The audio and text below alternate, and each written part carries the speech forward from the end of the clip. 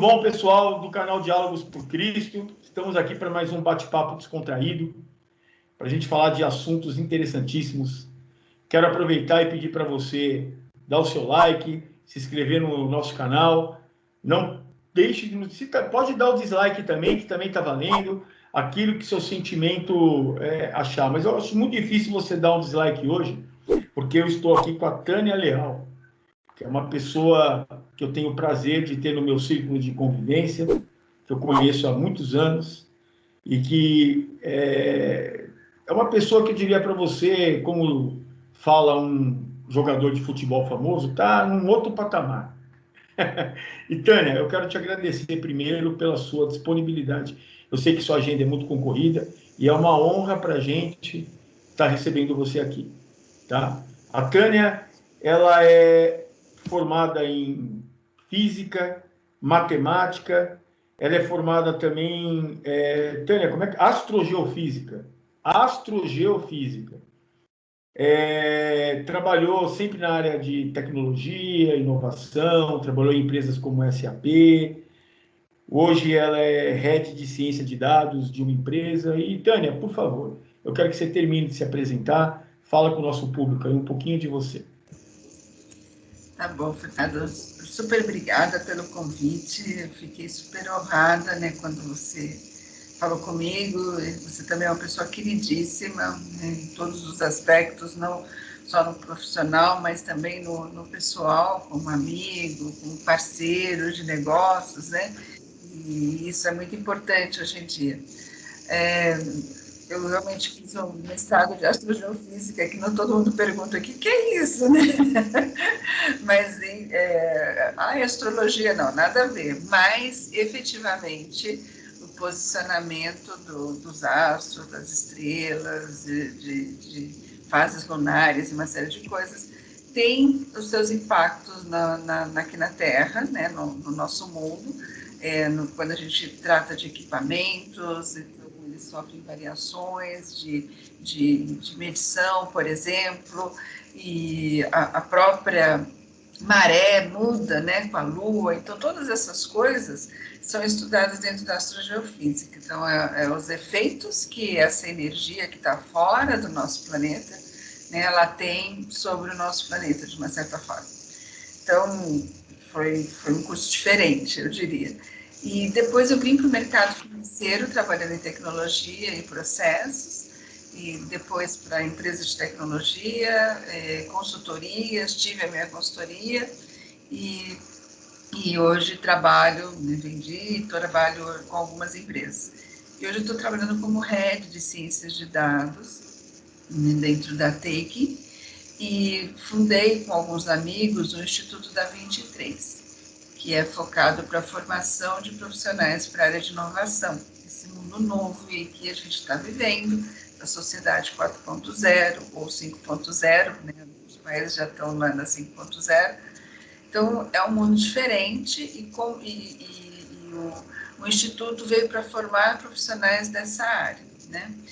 E aí, junto com o Instituto, a gente fundou a comunidade Olhar do Futuro. Qual o objetivo da comunidade?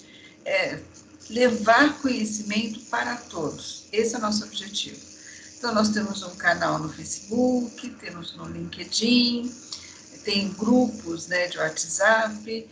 A comunidade Olhar do Futuro se desmembrou em comunidades de recursos humanos para ajudar as pessoas a se recolocarem, né, no trabalho ou buscar uma nova oportunidade. A gente procurou fazer trabalhos, na época não eram lives, eram presenciais, né, hoje está sendo lives, de propagação de conhecimento para a sociedade de uma forma geral.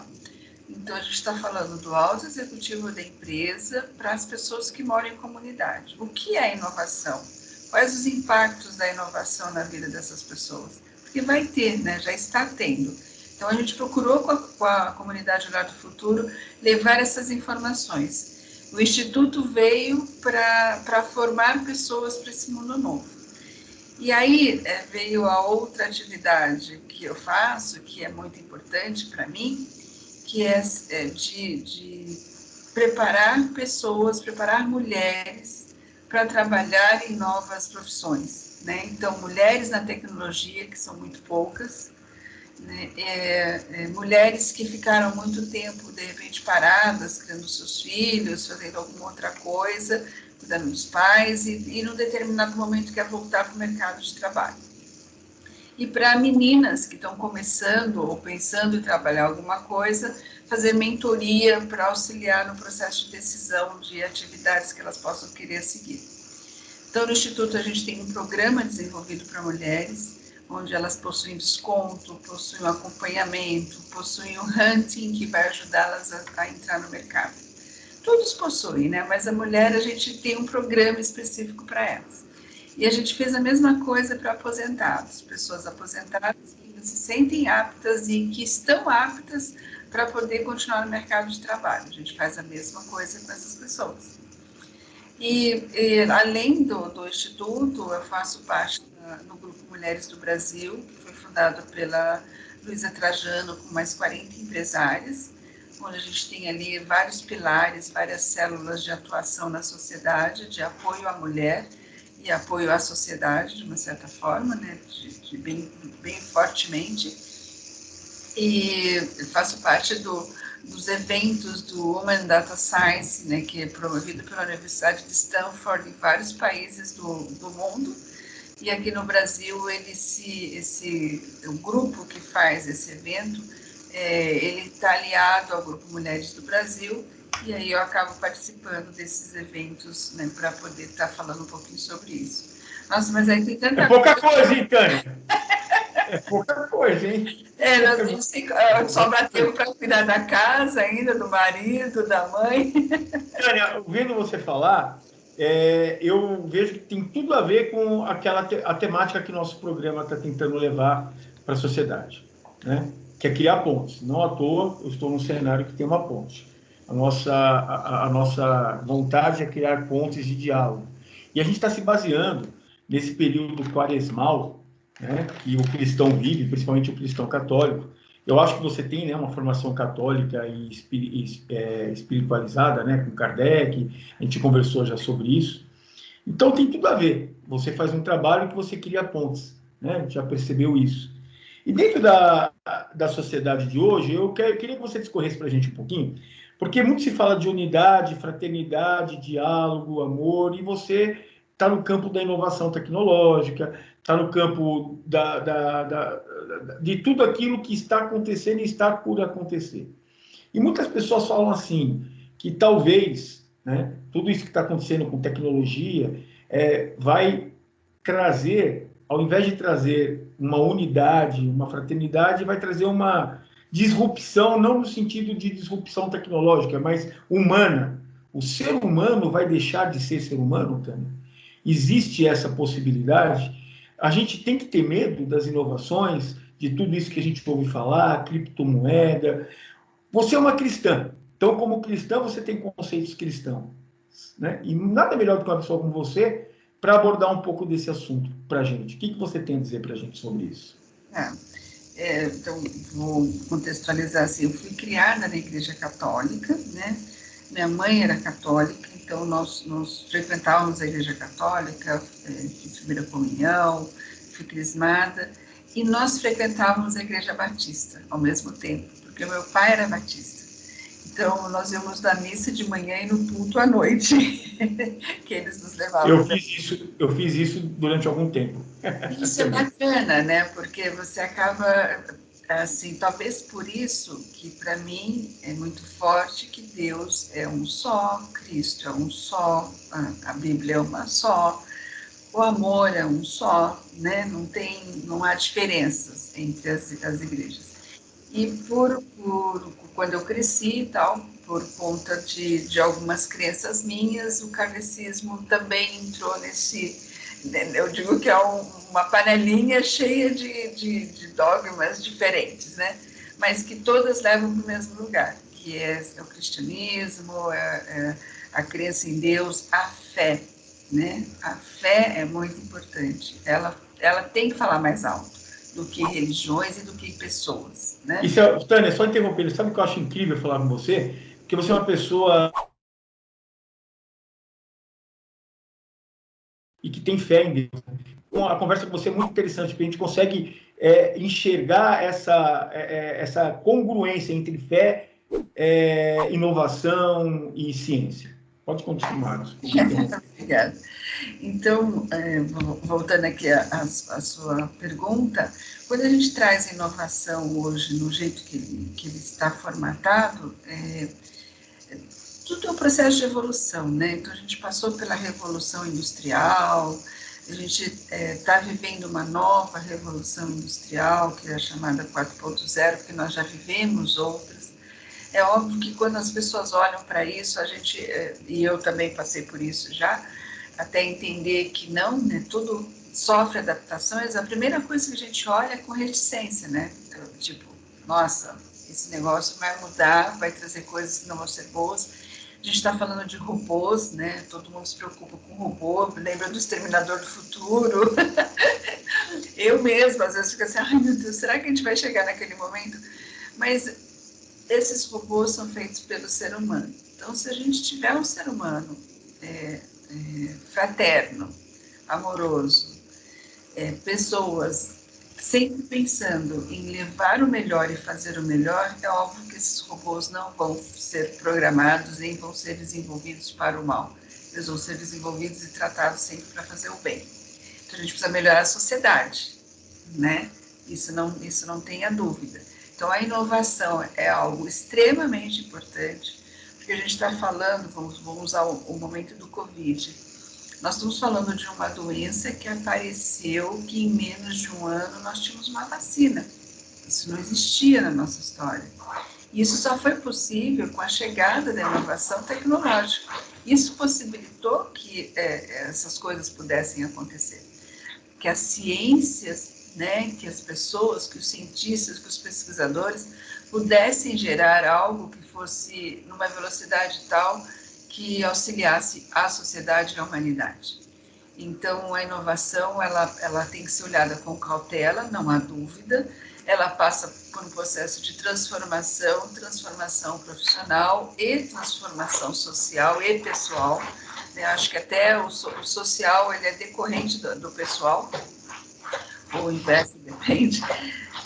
Mas é algo que é muito necessário, muito importante e que traz muitos benefícios para a sociedade. Não tenha dúvida. Só que, assim, as pessoas, elas precisam enxergar que tudo que a gente fala de inovação, né, de mudança da forma de trabalho, de mudança de formas de vida, né, isso tem que ser propagado, né, não pode ficar em centros específicos, senão a gente vai criar uma desigualdade social e uma desigualdade de conhecimento mais acentuada do que a gente já tem hoje, porque a gente já tem, né, Furtado? Verdade. A gente está falando olha, São Paulo mesmo, vamos pegar São Paulo, não vamos precisar nem comparar São Paulo com cidades lá no interior do Amazonas ou do Mato Grosso.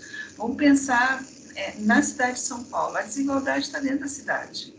Então, quando a gente leva alguma palestra, algum evento para algumas comunidades, Brasilândia, Paraisópolis, a gente enxerga isso muito facilmente. E o medo deles é exatamente esse que você falou. Nossa, isso é coisa do diabo, né? Exatamente. Isso não é coisa de Deus, não sei o quê. Nossa, Deus está propiciando o homem de ter a capacidade, né? E aí eu uso muito as ciências em cima disso, de alcançar uma inteligência tal, de desenvolver processos que vão ser benéficos para a própria sociedade, né? Nós estamos falando de pessoas que antes morriam com 40 anos, depois com 50, depois com 60, com 70, e hoje a gente está falando em 80 e poucos. E dentro da previsão é que já 2030 que as pessoas cheguem a 100 anos. Se a gente olhar a quantidade de pessoas que foram ser vacinadas com 90 anos, é enorme. Então, a ciência e a tecnologia, a inovação, que eu acredito que vem de pessoas inspiradas, né, por Deus e pela essa evolução que a gente tem na humanidade, elas vêm para melhorar a nossa sociedade. Então, quando eu enxergo dessa forma, eu não posso achar que ela é maléfica. Muito pelo contrário. né? Ela, muito pelo contrário, ela é extremamente importante. Agora, se eu pensar que nós temos na humanidade, né, os homens, pessoas com desvios de caráter, de honestidade, que não reconhecem a fraternidade, que são incapazes de amar o próximo, aí isso me preocupa, porque tudo isso que está sendo efetivamente disponibilizado para a humanidade como um todo, ela pode ser usada de uma forma ruim. Por mais que eu ache por mais que eu pense, né, na Arábia, nas guerras do Irã, do Iraque, de tudo que acontece, né, nessa região, eu não consigo concordar de um drone sair de um navio programado para ir a um país matar alguém, entendeu? Então, quando a gente olha por esse lado, aí a inovação, a tecnologia, de uma forma não bem elaborada, ela pode sim ser muito perigosa. E aí a gente vai entrar numa outra seara, mas é algo que efetivamente é preocupante. Mas se nós procurarmos trabalhar, todos nós, ou a maioria, ou quem puder, mostrando que tudo isso está vindo para beneficiar a vida que a gente tem hoje no mundo, nossa, seria tudo de bom. Né? Ou seja, se nós usássemos isso em um diálogo e uma questão de buscar vida, seria muito bom. Mas assim, eu penso, né? Quando o homem descobriu o fogo, ele usou o fogo para muitas coisas boas e usou o fogo para muitas coisas ruins também, né? O ser humano tem isso. A humanidade é histórica. Mas como que nós podemos propor aí uma revolução nisso? Entendeu? Você que tem estado no dia a dia com bastante pessoas que pensam assim o futuro, que pensam em inovação. Você acha que tem mais gente do bem ou tem mais gente do mal? Não, eu acho que tem mais gente do bem. Eu acredito no bem, muito. E acredito que todas as pessoas têm esse lado dentro delas. E algumas, às vezes, não deixaram e por algum motivo não aflorou. Mas eu acredito que o bem existe, ele é maior, mais pessoas do bem, e ele vence o mal. Eu acredito nisso, de fato. Né? Porque eu acredito em Deus, acredito no amor de Deus, acredito que a sociedade ela é diferenciada e as pessoas são diferentes quando elas têm essa fé, não medo, porque o medo não é bom. Tem que ter a fé, porque Deus não vem para dar medo, ele vai me castigar. Não, você vai se castigar, porque você sabe que você fez alguma coisa que não é bacana. Então, fugiu um pouquinho da resposta, mas é mais ou menos isso mesmo. Que eu acredito. Você falou da campanha do CNBB, né? Fraternidade e diálogo, e o compromisso de amor. E essa coisa de unificar, de trazer todo mundo para falar a mesma coisa, para pensar da mesma forma. A gente não tinha visto ainda na história essa unidade, né? As igrejas falando juntos, as pessoas falando juntas, e buscando o mesmo objetivo. Então, assim, eu acredito que a gente pode melhorar a sociedade, sim. Se a gente pensar no que tem acontecido agora e pensando em trazer inovação de novo, né, a gente precisa trabalhar muito a coisa da ética e do caráter. E onde a gente vai trabalhar isso? Nos homens que já foram criados com modelos educacionais onde essas coisas não eram tratadas? Não sei se era a sua época, mas eu tive educação moral e cívica. Eu tive, o SPB. De freiras, tinha religião, tinha o SPB, Organização Social e Política Brasileira. Nossa, que coisa estranha. A religião eu achava uma aula que eu gostava muito, né? Era a primeira aula todos os dias no colégio, era meia horinha só, mas assim, nós víamos filme, nós éramos apresentados para coisas muito bonitas que eram feitas no mundo, envolvendo, no caso era colégio de freira, então envolvendo a Igreja Católica, mas de uma certa forma nós éramos apresentados por uma coisa boa, né? Durante a aula de religião. Na aula de educação moral e cívica, era tratado ética, era tratado caráter. Né? E hoje a gente encontra muito desvios de caráter. Muitas pessoas com problemas de ética. Né? Senão a gente não teria a corrupção que nós tivemos. E a inovação ajudou a corrupção a ficar maior. Né? Porque se cai nas pessoas sem ética, corremos o risco de ser usado para o mal. Né? Exato. E aí a gente tem, eu tinha aula de OSPB, Organização Social e Política Brasileira, ou seja, vamos ver a sociedade, como melhorar o processo político e social do Brasil, né? É isso que a gente aprendia. E patriotismo, gostar do seu país, antes de gostar de pessoas, antes de gostar de partidos, antes de gostar de um monte de coisa, né? A terra que você nasceu e que você vive, ela tem que ser mais importante do que todo o resto, né? E isso são coisas que se perderam ao longo dos anos e eu não sei como pode resgatar, mas eu acredito na educação e acredito que a educação resgata isso, né? Resgata a ética, resgata o caráter, esses conceitos e, consequentemente, aflora dessas crianças que ainda estão na escola básica o que elas têm de bom. E aí, mas só colégio particular? Não, eu acredito que tem que ser colocado em tudo, em todas as escolas, né? A gente tem que ter uma unidade escolar, a gente precisa, senão a gente vai continuar na lei do quem sabe mais, mais forte. Mais vantagens do que sabe menos, exatamente. Né? Tânia, assim, a gente, obviamente, nós vamos passar para um outro programa, porque a gente quer discorrer no próximo programa. Já vou deixar aqui a propaganda. Nós vamos falar sobre também a questão da mulher. Estamos no mês da mulher, né? A mulher na sociedade, a mulher no campo de trabalho, que é algo que você também trabalha. Você faz parte do grupo, né? Lá da Luísa Trajano. Você também tem várias ações nessa linha, além na área de inovação. Então, para encerrar esse primeiro programa, eu queria que você deixasse uma mensagem aí para a gente, rapidamente. Assim, o que você diria para nós cristãos que estamos hoje numa sociedade totalmente polarizada, né, vivendo no meio do ódio, né? Eu acredito ainda que tem muita gente que não quer isso, mas você acaba se envolvendo às vezes, né? Quando eu digo vivendo no ódio, nos dois extremos, né? O que você diria para os cristãos, assim, como que ele poderia se apropriar de inovação e tecnologia, olhando para o bem da sociedade e para tentar fazer que esse ódio tenha um pouquinho menos de raiz dentro da nossa sociedade? Eu vou falar uma coisa muito simples, né? Eu acho que olhar o outro de uma forma diferente, de uma forma de amor mesmo, né? De amor incondicional, olhar o próximo, né? É o melhor caminho. E olhar o próximo despido de todas as coisas, né? Despido das crenças que ele tenha, despido do que ele acredita politicamente, do que ele faz. Eu acho que o cristão, todos os cristãos, que olharem dessa forma para o seu irmão, porque somos todos irmãos, a gente tem uma grande melhora nisso.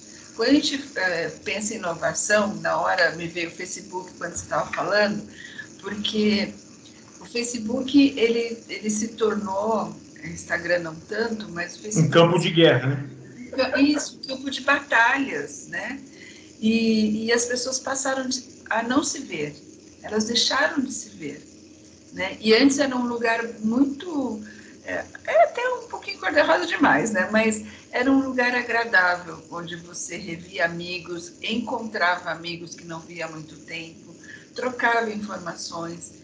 E hoje, como as pessoas produzem dados, né, e aí a inovação está aí para trazer isso, elas estão produzindo dados, elas estão escrevendo, elas estão mostrando fotos, elas estão dando opinião.